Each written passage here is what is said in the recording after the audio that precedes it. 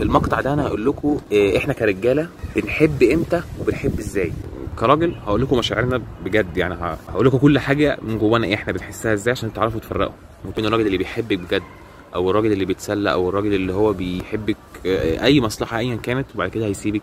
فانا دلوقتي كتير قوي بنسمع ان كان في اتنين بيحبوا بعض بعد فتره من الجواز تحصل بينهم مشاكل كتير قوي يتطلقوا، او اتنين مثلا بيحبوا بعض وبعد كده يسيبوا بعض ويقعدوا يشتموا في بعض. بص يا باشا، لو جالك راجل قال لك انا بحبك عشان شكلك حلو، ده مش حب.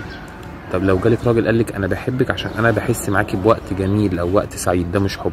اللي بيحبك بجد، يعني الراجل لو بيحبك بجد هتلاقيه بيحبك من غير اسباب، يعني بيحبك كده وهيحبك كمان ايه، يعني عاوزك انت عارف الراجل لو بيحبك ولا لا. هو بيحبك سواء انت فيكي يعني بيحب عيوبك والحاجات الوحشه اللي فيكي وبيحب الحاجات الحلوه، يعني مثلا مش بيحب الحاجات الحلوه بس، مش طول الوقت بيتكلم على المميزات بتاعتك بس، مش طول الوقت كلامه في الجمال بتاعك وفي المواقف الحلوه اللي انت بتعمليها. هو بيحبك عشان الحاجات الحلوه بس، لا هو بيحبك في الحاجات الوحشه، في الضعف، في الامراض، وانت تخينه وانت شكلك وحش وانت مش حاطه مكياج وانت شكلك مش ألذ حاجه او دمك مش احسن حاجه. هو بيحبك بكل عيوبك قبل مميزاتك، ده الحب الحقيقي.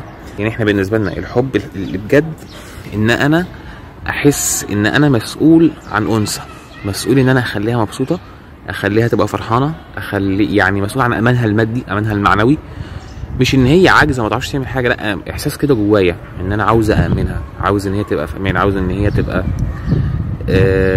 الدنيا ما تجيش عليها. ده احساس الحب بالنسبه للرجاله مهما كانت الظروف ومهما كانت الدنيا ايه. بس ده انا بتكلم على الاحساس، مش بتكلم عن الماديات، انا بتكلم ده احساس يبقى جوه الراجل الطبيعي او الراجل اللي بيحب بجد، ان انا بقى احساس ان انا بحبك عشان سواد عيونك وعشان عينك الخضراء ومش عارف عشان مناخيرك رفيعه وعشان انت سمباتيك وعشان صباع رجلك الصغير. ده مش حب، ده اسمه حب شكلي هيروح اول ما انت هتتخني، اول ما انت هتخلفي، اول ما انت هيحصل لك مشاكل، هيجيلك امراض، هتلاقي الحب ده بخ. وكده كده سنه الحياه ان مفيش حاجه بتدوم، يعني الجسد مش هيدوم، انت كده فتره وبعد كده هيروح.